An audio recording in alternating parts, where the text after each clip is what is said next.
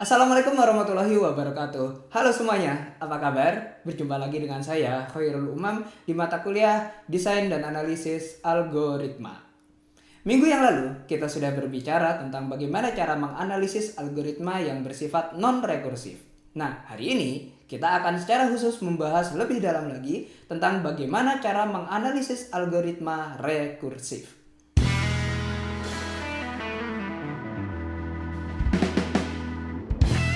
Sebelum kita mulai lebih jauh lagi tentang materi hari ini, saya sarankan dan saya izinkan juga tentunya apabila ada makanan kecil atau teh manis, kopi atau apapun yang bisa membuat Anda nyaman dalam menikmati video ini, silahkan Anda siapkan terlebih dahulu karena mungkin dalam satu waktu ke depan Anda akan merasa sangat-sangat tertantang. Oke. Apa itu algoritma rekursif? Sudah pernah kita bahas di pertemuan sebelumnya dan saya yakin Anda juga masih ingat dari mata kuliah pendahulu mata kuliah ini, ya. Jika Anda lupa, maka algoritma rekursif itu adalah algoritma dengan sebuah fungsi yang akan memanggil dirinya sendiri. Jadi ketika kita membuat sebuah fungsi x, y, z di dalam tubuh dari fungsi itu, dia akan memanggil dirinya sendiri. Yang memanggil x, y, z itu tadi, tapi dengan parameter yang berubah sehingga nanti ada akan ada perubahan dalam pola eksekusinya. Nah, dan biasanya algoritma ini juga pasti punya punya syarat tertentu di mana dia tidak akan memanggil dirinya sehingga algoritma itu bisa berhenti di suatu titik. Oke. Contoh yang akan kita gunakan di dalam materi hari ini adalah algoritma untuk menghitung nilai faktorial dan juga algoritma untuk menghitung atau menentukan nilai dari suatu suku di dalam deret Fibonacci. Di tugas sebelumnya saya pernah memberikan penyegaran kepada Anda untuk materi ini ya. Nilai faktorial pernah Anda dapat di SMA, juga Fibonacci, deret dan sebagainya mungkin sudah pernah dibahas di mata kuliah yang lain. Oke. Sekarang kita akan fokus ke bagaimana sih sebetulnya kompleksitas dari algoritma yang semacam ini. Oke, kita mulai ya. Oke, secara umum saat kita ingin menganalisis algoritma yang rekursif, maka langkah-langkah yang harus kita lakukan antara lain yang pertama, sama seperti yang non-rekursif minggu kemarin, kita harus menentukan terlebih dahulu parameter-parameter yang menunjukkan input size-nya. Oke, kalau di non-rekursif kemarin kita tentukan nilai n gitu ya. Nanti nilai faktorial itu berarti akan mencari nilai n faktorial. N itu bisa Anda ganti dengan suatu bilangan bulat gitu ya. Kemudian kalau di algoritma Fibonacci nanti berarti n-nya adalah mau mencari nilai Fibonacci pada suku keberapa. Nah, itu yang kita sebut sebagai input size. Karena itu pasti akan mempengaruhi seberapa lama sih sebuah algoritma itu berjalan. Ada berapa langkah yang harus dia lakukan. Oke. Selanjutnya tentu identifikasi yang mana menjadi basic operationnya. Oke, jadi basic operation tidak hanya milik algoritma non-rekursif, tetapi juga milik algoritma rekursif. Di semua algoritma pasti ada yang menjadi basic operation. Ingat, basic operation suatu algoritma adalah bagian dari algoritma itu yang paling sering dieksekusi dan paling berat atau menyita waktu. Nah, dalam menentukan basic operation ini memang kita kadang tricky ya, kadang apakah benar ini basic operationnya atau tidak. Maka dari itu insting Anda sebagai seorang analis harus benar-benar digali. Oke, lalu periksa apakah frekuensi eksekusi dari basic operation tadi itu dapat bervariasi untuk input size yang sama. Nah, berarti ini hubungannya dengan worst case, best case maupun average case. Oke, nanti mungkin kita akan menemukan mana sih kasus yang worst case, mana kasus yang best case, atau bahkan kasus yang average case. Oke, ingat sekali lagi worst case berarti kemungkinan terburuk atau paling lama yang bisa dieksekusi. Kemudian best case adalah kemungkinan paling baik, paling bagus atau yang paling cepat yang bisa dieksekusi dalam algoritma itu. Nah, yang membedakan analisis algoritma rekursif dengan algoritma non-rekursif adalah di sini, hubungan recurrence. Hubungan recurrence itu hubungan yang terkait dengan looping sebetulnya ya. Karena kita tadi kan tahu algoritma rekursif itu adalah algoritma yang memanggil dirinya sendiri. Berarti kan ada perulangan, ada looping di sana. Oke. Jadi langkahnya adalah membuat hubungan recurrence dengan kondisi mula-mula yang tepat. Nah, kondisi mula-mula atau initial condition yang tepat.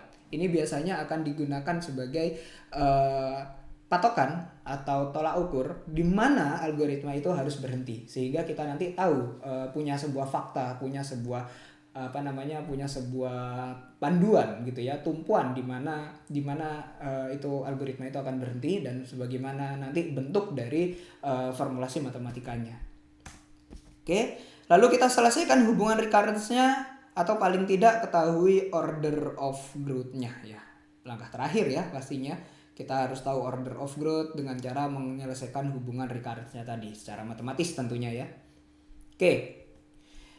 Baik, sebelum masuk ke sini saya ingatkan kembali di materi pertemuan kedua. Ya, di minggu kedua itu kita pernah membahas secara umum tentang kompleksitas algoritma. Saat itu saya menggunakan contoh kasus Tower of Hanoi, memindahkan piringan dari yang ukurannya kecil ke besar dari piringan A ke dari tiang A ke tiang C. Anda masih ingat ya? Dan Anda lihat di sana ada proses telescoping dan sebagainya. Nah, secara tidak langsung saat itu kita sudah belajar tentang tentang menganalisis algoritma yang sifatnya rekursif. Ya, karena pemindahan disk atau piringan dari Tower of Hanoi dari satu tiang ke tiang lain itu merupakan kegiatan yang rekursif. Begitu. Oke. Baik, langsung kita ke contoh real. Yang pertama adalah menghitung nilai faktorial. Kalau Anda kurang paham, nanti ada yang tidak dipahami di penjelasan saya, bisa di-cut, bisa di-pause dulu, kemudian Anda putar balik agar bisa lebih mudah dimengerti. Oke.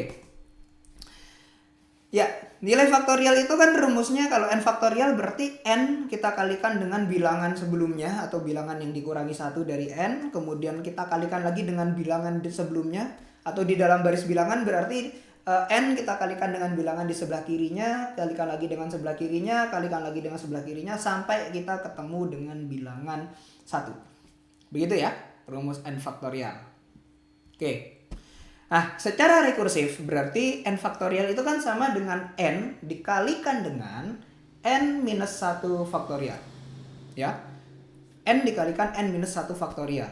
Ya, karena n minus 1 faktorial itu ya perkalian dari titik itu ke belakang gitu ya, ke bilangan 1. Nah, kalau kita kalikan dengan n berarti itu jadinya n faktorial.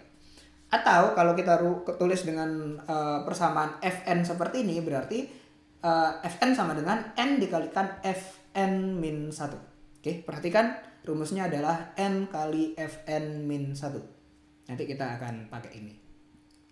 Dengan sebuah ketentuan bahwa 0 faktorial itu 1 ya. Jadi sudah ketentuan, jangan ditanya Pak dari mana 0 faktorial kok 1. Silahkan tanya guru matematika di SMA Anda.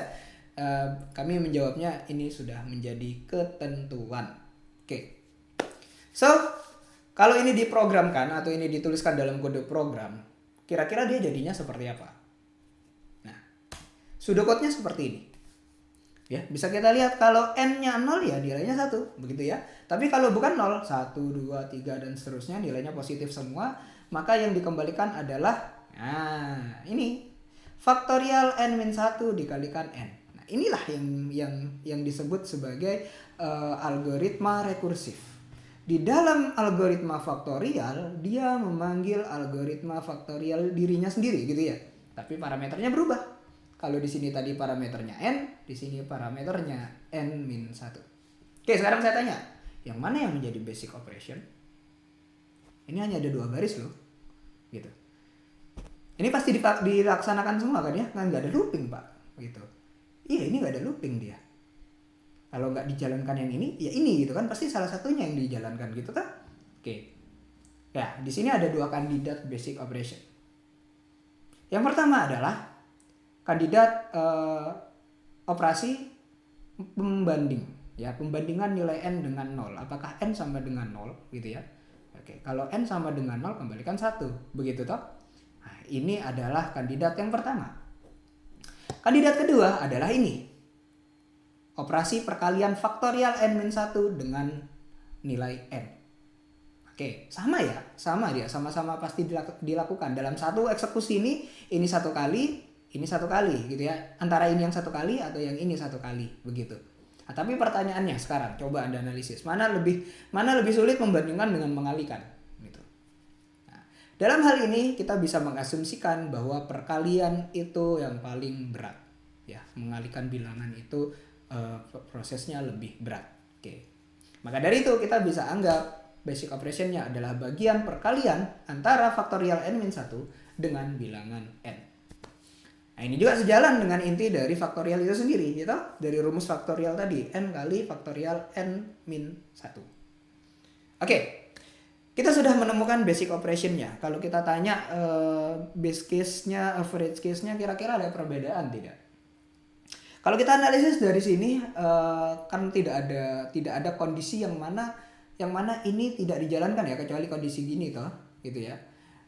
Bisa kita bilang base case-nya itu ya base case-nya ketika n-nya nilainya 0 gitu. Tidak ada proses tidak ada proses rekursif di sana akhirnya. Enggak repot. Ya sudah satu kali aja gitu, satu kali eksekusi. Kalau n-nya 0. Tapi kalau n-nya bukan 0, kan yang dijalankan bagian ini ya. Nah, itulah di situ worst case-nya yang akan kita lihat sekarang. Oke. Jadi berapa worst case-nya? Kita melakukan analisis seperti ini. Oke, misal n adalah bilangan yang kita cari nilai faktorialnya, jelas. Kemudian kita notasikan jumlah atau frekuensi basic operation tadi dieksekusi. Dengan kata lain, jumlah perkalian antara faktorial n-1 kali n terjadi itu kita notasikan dengan mn. Untuk masalah notasi ini bebas sebetulnya ya, tidak ada ketentuan. Tapi dipakai m di sini ini untuk mewakili kegiatan basic operationnya itu perkalian. Dalam bahasa Inggris kan perkalian itu multiplication. M. Oke. Berarti frekuensi terjadinya perkalian faktorial n-1 dikalikan n tadi adalah ini. Mn sama dengan mn-1 ditambah 1. Lihat, ditambah 1 bukan dikali 1 walaupun rumusnya kali 1. Oke, karena ini bukan menghitung hasil perkaliannya ya, tapi menghitung berapa kali sih perkalian itu terjadi. Nah, kalau kita masukkan bilangan n, katakan kita mencari nilai 10 faktorial. Itu kan sama dengan waktu yang kita butuhkan untuk menghitung 9 faktorial. Ya, ini yang jadi hubungan recurrence. Jadi kalau sekali lagi kalau kita menghitung 10 faktorial, itu waktu yang kita butuhkan sama dengan waktu untuk menghitung 9 faktorial ditambah dengan waktu untuk mengalihkan antara hasil 9 faktorial tadi dengan bilangan n atau dengan bilangan 10 itu sendiri. Nah, secara umum gini, mn-1 ini adalah frekuensi terjadinya perkalian untuk eksekusi fn-1 atau faktorial n-1. Nah, sementara kenapa kok ditambahkan 1 di belakangnya? Ini untuk jumlah langkah untuk mengalihkan antara fn-1 dengan n. Ya kan? fn-1 kali n berarti ada 1 kali perkalian. Ya udah ada 1. Nah, tapi fn-1 tadi di dalamnya ada berapa perkalian? Nah, itu yang kita simbolkan dengan mn-1. Ya, mirip ya dengan yang waktu di Tower of Hanoi itu. Oke, berikutnya begini. Kapan perhitungan faktorialnya berhenti? Sudah kita bahas tadi bahwa nilai ada satu buah ketetapan nilai yang tidak terikat rumus, yaitu ketika nilai n-nya sama dengan 0. Karena faktorial 0 adalah 1. Oke, ada perkalian di sana kalau kita lihat di sudokotnya tadi? Tidak. Ketika n sama dengan 0, di return nilai 1. Basic operation yang perkalian tidak dilakukan. Sehingga bisa kita buat ketentuan, ya, sebuah ketentuan M0 itu nilainya 0. Nah, ini yang kita sebut sebagai initial condition, kondisi mula-mula atau kondisi awal. Oke, silakan dipahami dulu. Ingat tadi Mn sama dengan Mn-1 plus 1 itu tidak serta-merta mengubah rumus ya, tidak serta-merta walaupun ada hubungannya. Tapi lebih jelas untuk menghitung n faktorial, ya, jumlah perkalian n faktorial itu adalah jumlah perkalian n-1 faktorial ditambah dengan 1. Nah, 1 ini adalah perkalian antara fn-1 dengan n. Oke, kita dapat ketentuan bahwa m0 sama dengan 0. Karena pada saat n bernilai 0, tidak terjadi perkalian. Jelas ya? Oke, kita lanjut. Oke, seperti saat kita menganalisis Tower of Hanoi, kita bisa melakukan telescoping atau backward substitution ya. Bahasa lainnya adalah backward substitution untuk algoritma menghitung nilai faktorial. Oke.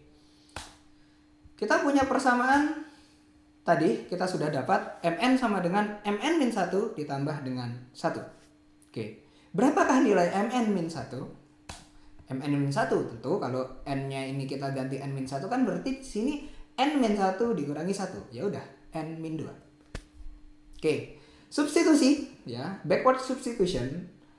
Mn-1 di sini kita ganti dengan yang ada di sini. Berarti Mn-2 ditambah 1 ditambah 1 sama dengan Mn-2 ditambah 2. Berapa Mn-2? Kita bedah lagi. Mn-2 kalau dimasukkan ke persamaan awal ini berarti menjadi Mn-3 ditambah 1. Kita kembalikan ke sini. Berarti di sini Mn-3 ditambah 1 ditambah 2 menjadi Mn-3 ditambah 3. Sudah ketemu polanya? Saya rasa Anda bisa menemukan polanya. Lihat.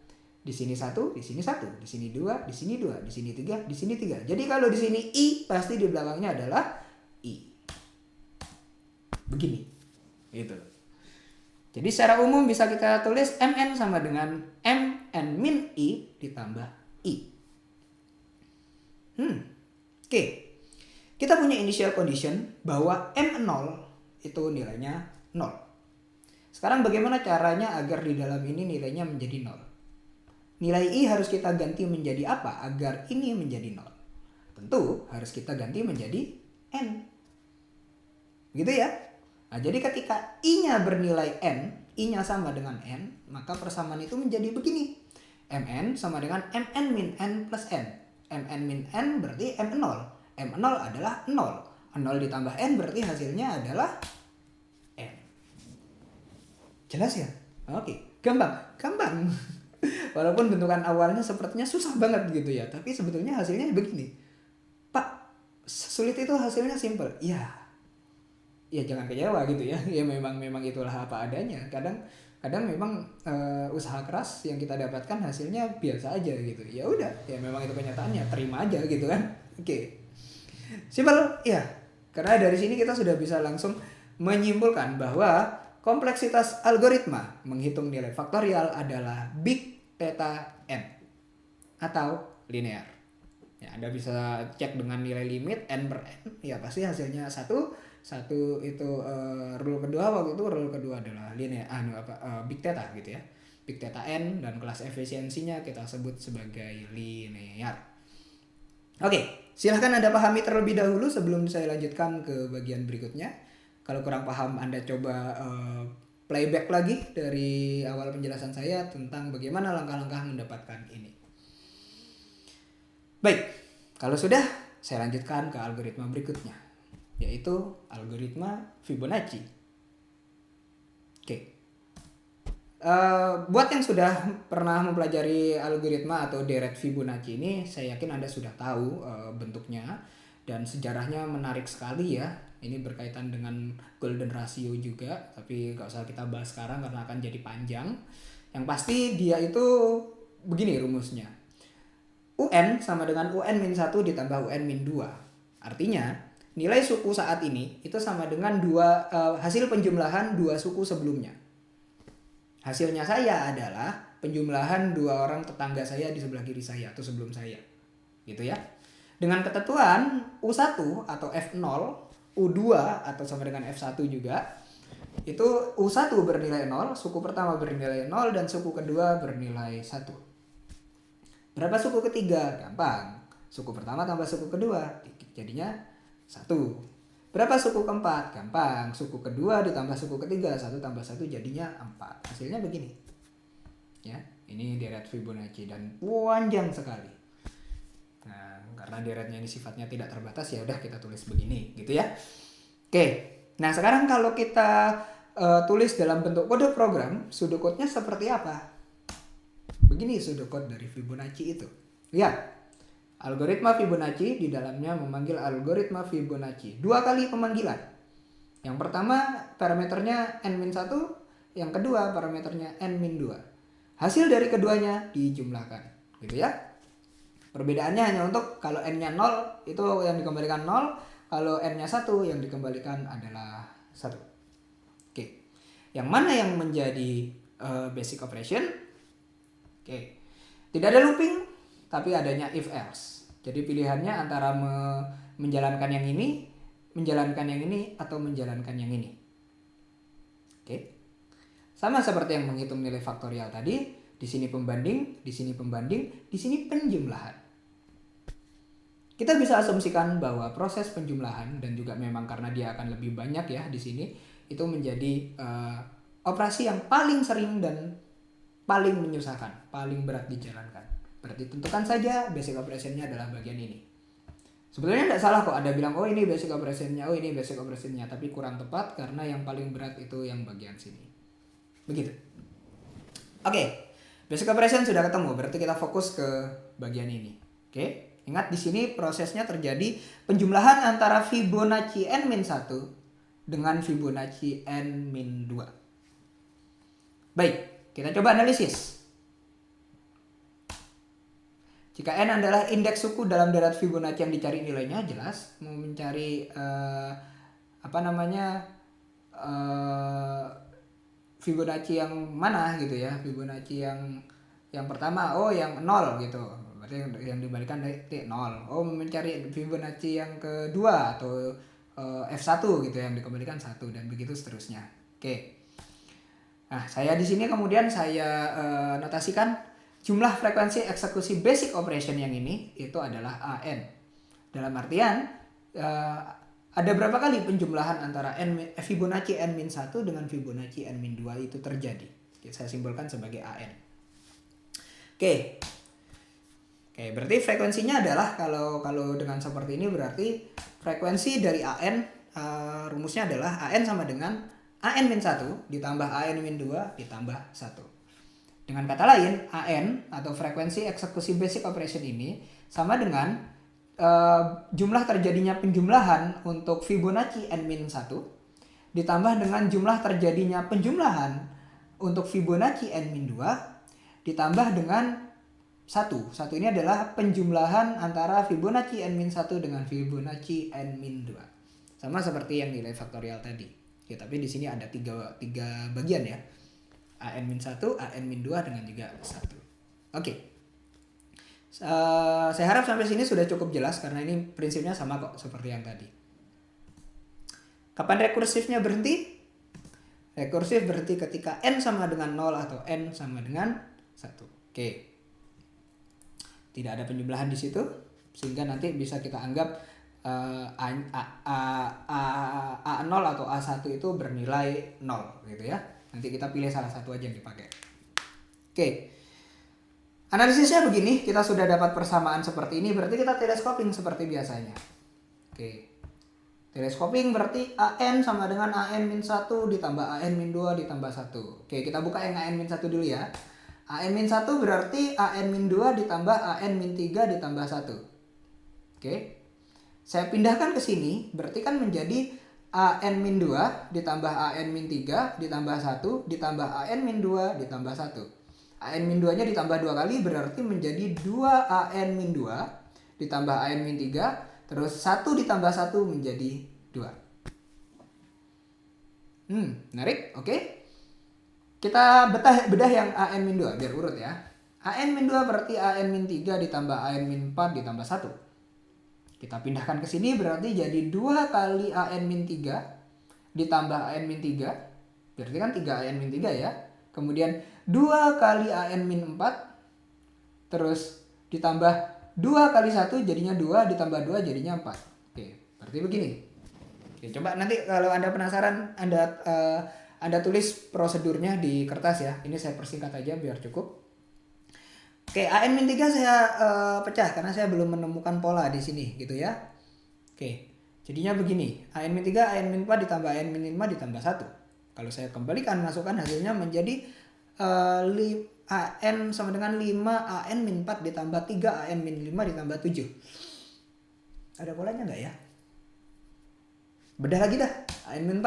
Oke, AN-4 jadinya AN-5 tambah AN-6 tambah 1. Kembalikan menjadi 8A N-5 tambah 5A N-6 ditambah 12. Kok makin gak ada polanya ya? Beda lagi coba. N-5 begini, beda lagi jadinya N-6 tambah gak ada pola. Terus pusing, gak ada polanya.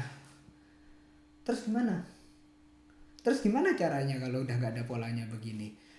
Menyusahkan sekali Fibonacci ini ya, gitu ya.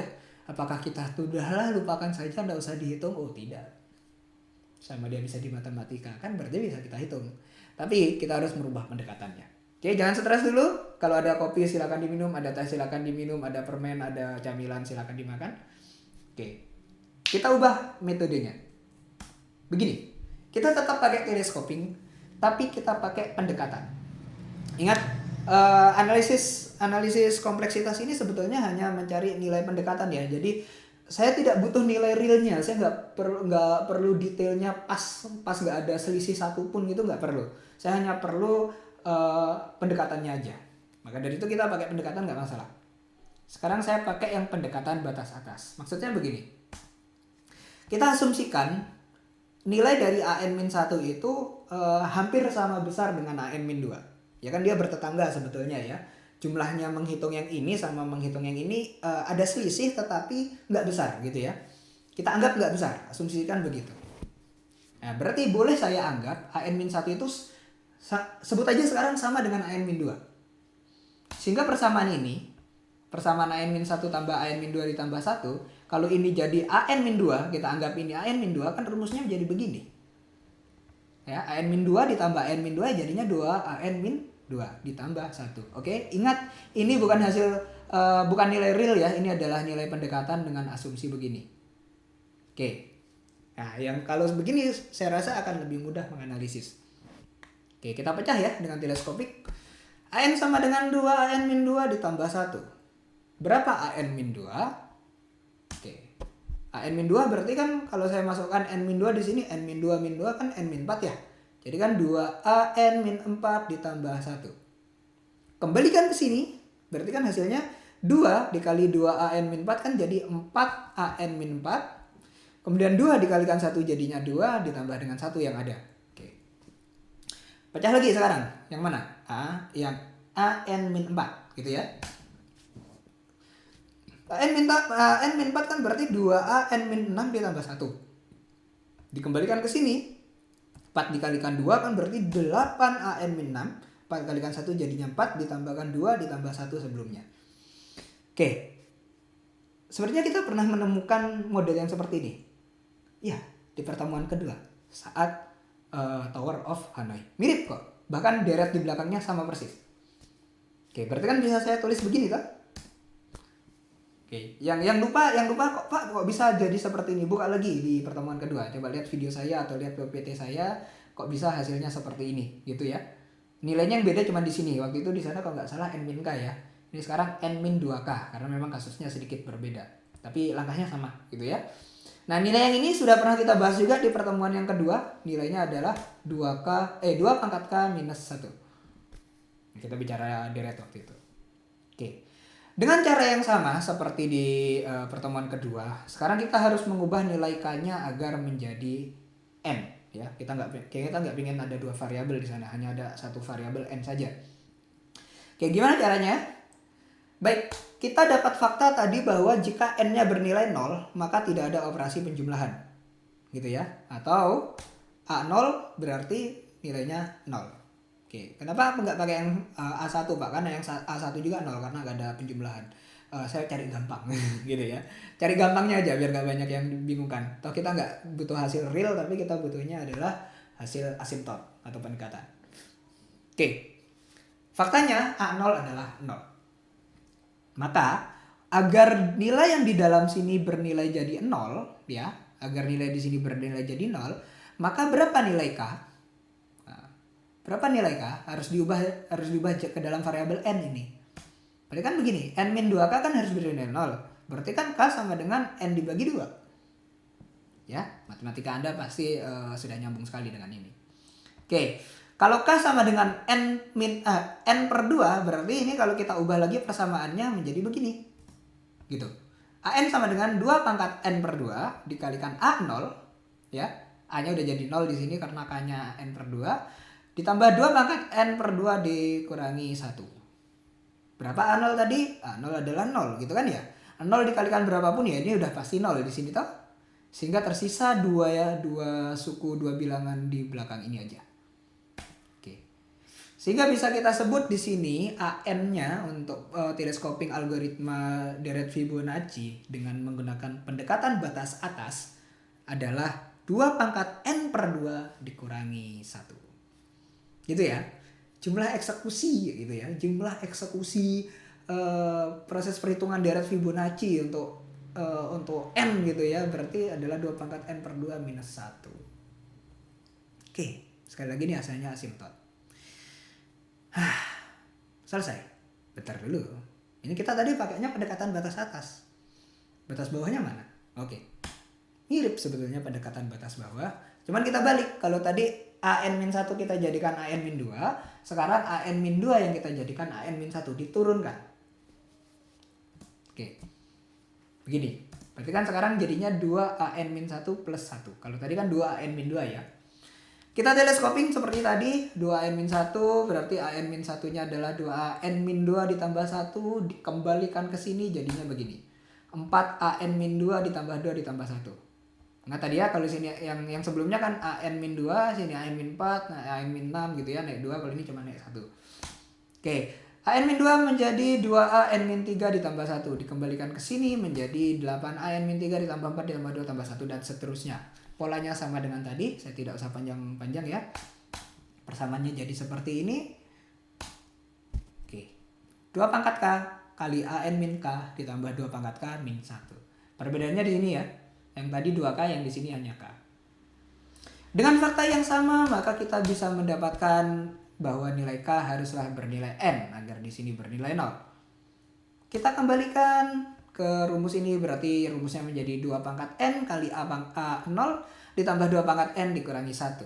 Ini habis karena jadi 0, tersisalah AN sama dengan 2 pangkat N min 1. Persis dengan yang ada di Tower of Hanoi.